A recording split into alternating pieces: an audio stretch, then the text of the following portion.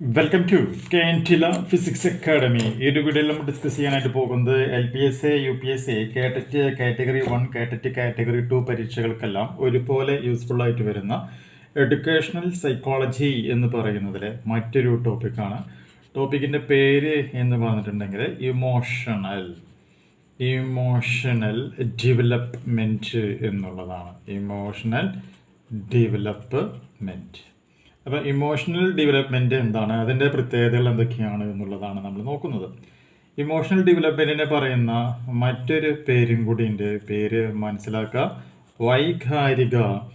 വൈകാരിക വികസനം എന്നുള്ളതാണ് ഇതുകൊണ്ട് അർത്ഥമാക്കുന്നത്.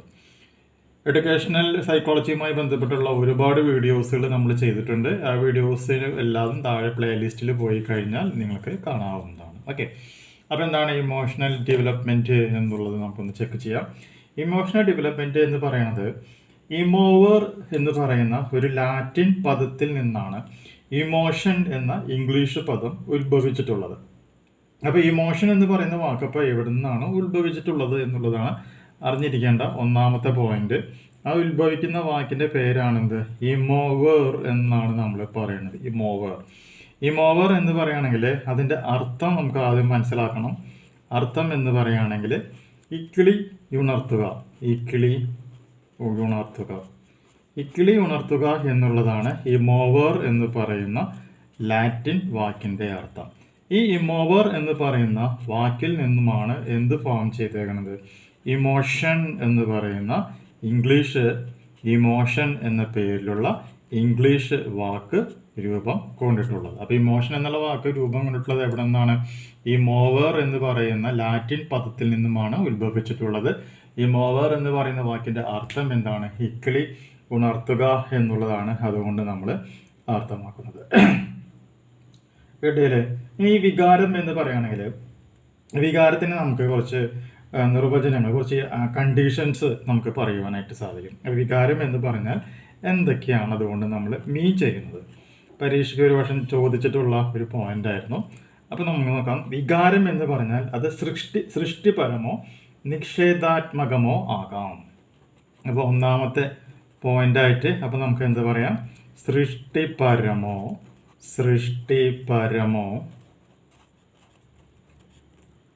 നിഷേധാത്മകമോ. വികാരം എന്ന് പറയുകയാണെങ്കിൽ എന്താണ്? സൃഷ്ടിപരമോ നിഷേധാത്മകമോ ആകാം, ഒന്നാമത്തെ മെത്തേഡ്.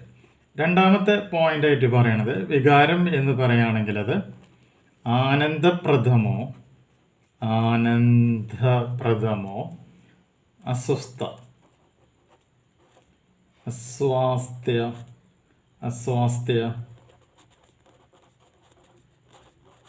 ജനകമോ ആകാം. വികാരം എന്ന് പറയുകയാണെങ്കിൽ സൃഷ്ടിപരമോ നിഷേധാത്മകമോ ആകാം, അല്ലെങ്കിൽ ആനന്ദപ്രദമോ അസ്വാസ്ഥ്യജനകമോ ആകാം. അതുപോലെ തന്നെ സ്നേഹം സൃഷ്ടിപരമായ ഒരു വികാരമാണെന്നാണ് പറയുന്നത്. ഓക്കെ, അപ്പോൾ നമുക്ക് നെക്സ്റ്റ് ഒരു പോയിന്റായിട്ട് നമുക്ക് പറയാം എന്താണ് സ്നേഹം എന്ന് പറയുന്നത് എന്താണ്. അപ്പോൾ സൃഷ്ടിപരമായ എന്ന് പറയുന്നതിൻ്റെ ഒരു ഉദാഹരണമായിട്ട് ചോദിക്കുകയാണെങ്കിൽ നമുക്ക് എന്ത് പറയാൻ പറ്റും? സ്നേഹം എന്ന് പറയുന്നത് സൃഷ്ടിപരമായ ഒരു വികാരമാണെന്ന് പറയാം. ഇനി നിഷേധാത്മകമായ വികാരത്തിന് ഒരു എക്സാമ്പിൾ ഏതാണെന്ന് ചോദിക്കുകയാണെങ്കിൽ വെറുപ്പാണ്. ഇപ്പോൾ വെറുപ്പ് എന്ന് പറയുന്നത് നിഷേധാത്മകമായിട്ടുള്ള ഒരു വികാരമാണെന്ന് പറയാം. അതുപോലെ തന്നെ സന്തോഷകരമായ ആനന്ദപ്രദമായ വികാരം ഏതാണ് എന്നൊരു ചോദ്യം ചോദിക്കുകയാണെങ്കിൽ അതിൻ്റെ ഉത്തരം എന്താണ്? ബലിതമാണെന്ന് പറയാം. ഇനി അസ്വസ്ഥജനകമായ വികാരത്തിൻ്റെ ഉദാഹരണം ഏതാണ് എന്ന് ചോദിക്കുകയാണെങ്കിൽ അതിൻ്റെ ഉദാഹരണമായിട്ട് നമുക്ക് എന്ത് പറയാനായിട്ട് പറ്റും? ഉത്കണ്ഠയാണെന്ന് പറയാം. ഓക്കെ, അപ്പോൾ വികാരം എന്ന് പറയുന്നത് സൃഷ്ടിപരമോ നിഷേധാത്മകമോ ആകാം. സൃഷ്ടിപരമായ വികാരത്തിൻ്റെ ഉദാഹരണം ചോദിക്കുകയാണെങ്കിൽ സ്നേഹം പറയാം. നിഷേധാത്മക വികാരത്തിന് ഉദാഹരണം ചോദിക്കുകയാണെങ്കിൽ വെറുപ്പ് പറയാം. ആനന്ദം അല്ലെങ്കിൽ സന്തോഷകരമായ വികാരത്തിൻ്റെ ഉദാഹരണം ചോദിക്കുകയാണെങ്കിൽ ബലിതം പറയാം. അസ്വസ്ഥജനകമായ വികാരത്തിൻ്റെ ഉദാഹരണം ചോദിക്കുകയാണെങ്കിൽ ഉത്കണ്ഠയാണ് എന്ന് നമുക്ക് പറയുവാനായിട്ട് സാധിക്കും. ഇനി കുട്ടികളിൽ ഇമോഷണൽ ഡെവലപ്മെൻറ്റ് അല്ലെങ്കിൽ വൈകാരിക വികസനം എന്നുള്ളതിൽ ഏറ്റവും അധികം പഠനം നടത്തിയ വ്യക്തിയുടെ പേര് എന്താണ് എന്ന് ചോദിക്കുകയാണെങ്കിൽ അതിൻ്റെ ഉത്തരമാണെന്ത്? കാതറൈൻ ബ്രിഡ്ജ് എന്നാണ് നമുക്ക് പറയേണ്ടത്. എന്താണ് കാതറൈൻ ബ്രിഡ്ജ് എന്ന് പറയുന്ന ഒരു വ്യക്തിയാണ് കുട്ടികളുടെ വികസനത്തിൻ്റെ സ്വഭാവത്തെ പഠനം നടത്തിയവരിൽ പ്രമുഖരായിട്ട് നമുക്ക് പറയുവാനായിട്ട് സാധിക്കും. കിട്ടിയല്ലേ? ഇനി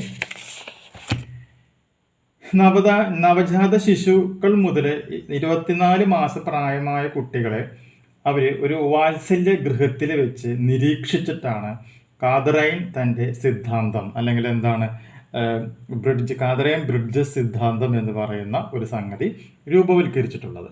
അപ്പോൾ അതൊരു പ്രധാനപ്പെട്ട ഒരു പോയിന്റാണ്. അപ്പോൾ എന്താണ് പോയിന്റ് പറയണത്? നവജാത ശിശുക്കൾ ടു 24 മാസം പ്രായമായ കുട്ടികൾ. ഇവർ നമ്മൾ എന്ത് ചെയ്യുന്നു? നിരീക്ഷിക്കുന്നു. എവിടെ വെച്ചിട്ടാണ് നിരീക്ഷിക്കുന്നത്? ആ നിരീക്ഷിക്കുന്ന സ്ഥലത്തിന് ഒരു പേര് കൊടുത്തിട്ടുണ്ട്. അതാണത് വാത്സല്യ ഗൃഹം എന്നാണ് പറയുന്നത്. അപ്പോൾ വാത്സല്യ ഗൃഹത്തിൽ വെച്ചിട്ട് നവജാത ശിശുക്കൾ മുതൽ 24 മാസം പ്രായമുള്ള കുട്ടികളെ അദ്ദേഹം എന്ത് ചെയ്യുന്നു? നിരീക്ഷിക്കുകയാണ്. നിരീക്ഷിച്ചതിന് ശേഷം അദ്ദേഹം എന്ത് ചെയ്യുന്നു? അദ്ദേഹം എന്ന് പറഞ്ഞ സ്ത്രീയാണ്. അവരുടെ എന്ത് ചെയ്യുന്നു? ഒരു ചാർട്ട് നമ്മൾ രൂപവൽക്കരിച്ചിട്ടുണ്ട്. ആ ചാർട്ടിനെ പറയുന്ന പേരാണത് ബ്രിഡ്ജസ് ചാർട്ട് എന്ന പേരിലാണിത് അറിയപ്പെടുന്നത്. എന്താണ് പറയുക? ബ്രിഡ്ജസ് ചാർട്ട് എന്ന പേരിൽ നമുക്കതിനെ പറയുവാനായിട്ട് സാധിക്കും. അപ്പോൾ ഇമോഷണൽ ഡെവലപ്മെൻറ്റ് അല്ലെങ്കിൽ വൈകാരിക വികസനത്തെ കുറിച്ചിട്ട് പഠനം നടത്തിയിട്ടുള്ള വ്യക്തിയുടെ പേരാണത് കാതറൈൻ ബ്രിഡ്ജസ് എന്ന് പറയുന്നത്. നവജാത ശിശുക്കൾ മുതൽ 24 മാസം പ്രായം വരെയുള്ള കുട്ടികളെ തൻ്റെ വാത്സല്യ ഗൃഹത്തിൽ വെച്ച് നിരീക്ഷിച്ചിട്ടാണ് സിദ്ധാന്തം രൂപവൽക്കരിച്ചിട്ടുള്ളത്. കിട്ടിയല്ലോ? ഇനി നമുക്ക് ഇതിനെ ബേസ് ചെയ്തുകൊണ്ട് കുറച്ച് അഡീഷണൽ ആയിട്ടുള്ള കുറച്ച് പോയിന്റുകൾ നമുക്ക് പറയാം. അതിൽ ഒന്നാമത്തെ പോയിന്റാണ്, കാതറൈൻ്റെ അഭിപ്രായത്തിൽ നവജാത ശിശുക്കളിൽ ഒരു തരം ഇളക്കം അഥവാ സംത്രാസം അല്ലെങ്കിൽ എക്സൈറ്റ്മെൻറ്റ് മാത്രമാണ് കാണപ്പെടുന്നത് എന്ന് അവർ കണ്ടെത്തുകയാണ് ഉണ്ടായിട്ടുള്ളത്. കുട്ടികൾക്ക് ഇടയിൽ എന്താണുള്ളത്? ഒരു തരത്തിലുള്ള ഇളക്കം എന്നുള്ള വാക്ക് ഉപയോഗിക്കാം. അല്ലെങ്കിൽ അവിടെ ഉപയോഗിക്കുന്ന വാക്കാണെന്ത്? സംത്രാസം എന്നുള്ളൊരു വാക്ക് ഉപയോഗിക്കാം. അല്ലെങ്കിൽ എന്താണ്? എക്സൈറ്റ്മെൻറ്റ്. ഇത് ആരുടെ ഇടയിലാണ് കാണപ്പെടുന്നത്? നവജാത ശിശുക്കൾ.